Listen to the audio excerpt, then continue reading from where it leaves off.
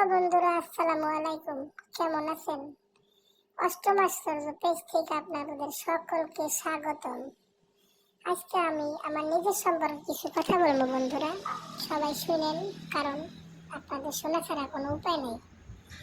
আমি ছোটবেলা থেকে একজন খুবই ভদ্র, সৎ, সরল মানুষ। স্কুলে আপনারাও তো পড়ছেন, পানির অপর নাম জীবন, পানির অপচয় করা ঠিক না। বন্ধু, আমিও তো অপচয় করা বন্ধ করে দিছি, কিন্তু আমার মা বাবা কি করলো? আমার মারলো, আমার পিটাইলো, নিয়ে চুবাই চুবাইয়ে পুকুরের মধ্যে গোসল করাইলো।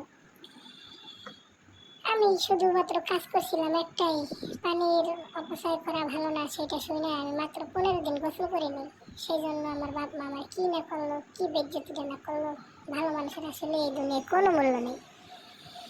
এরপর যখন একটু বড় হইলাম, বড় হওয়ার পরে তো অনেক মায়ের পিছনে সময় দিলাম, ঘুরলাম, কোন রকমের পড়াই টড়াই একটা মেরে রাজি করাইলাম। সে বলছিল তার প্রিয় রং হলুদ। এটা শুনে আমি প্রায় 4 মাস দাঁত মাজিনি আমার দাঁতগুলো হলুদ বানানোর জন্য। কিন্তু কি করলো ওই মেয়েটা, ওর জন্য আমি যে ত্যাগ করলাম, ওই মায়েরা আমার দাঁত দেখে কিছু না বলে আমার সাইডে চলে গেল। হ্যাঁ রে দুঃখ, কার জন্য কি করলাম, যার জন্য করলাম চুরি সেই করলো চোর। এরপর ওইটা গেল, করলাম আর একটা প্রেম, তারে নিয়ে ঘুরতে গেলাম। সে কি প্রেম! ঘুরতে যাইয়া দুইজনে হাতে হাত ধরে নদী দেখলাম, আকাশ দেখলাম।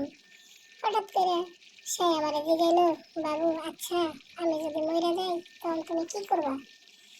তখন তারে আমি উত্তর দিলাম যে তুমি যদি মরে যাও তাহলে তো তোমার জানাজা দিব, এরপরে তোমার কবর দিব। কথাটা শুনে সে আমার ছেড়ে চলে গেল।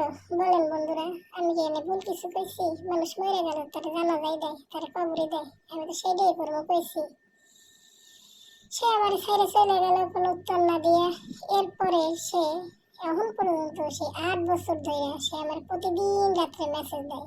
সে মেসেজে লিখে, তুই যদি আমার বাসার সামনে আর ঘুর ঘুর করিস, আমার ফোন দিস, মেসেজ দিস, তোর আমি জুতা দিয়ে পিড়াবো, ঝাড়ু দিয়ে পিড়াবো।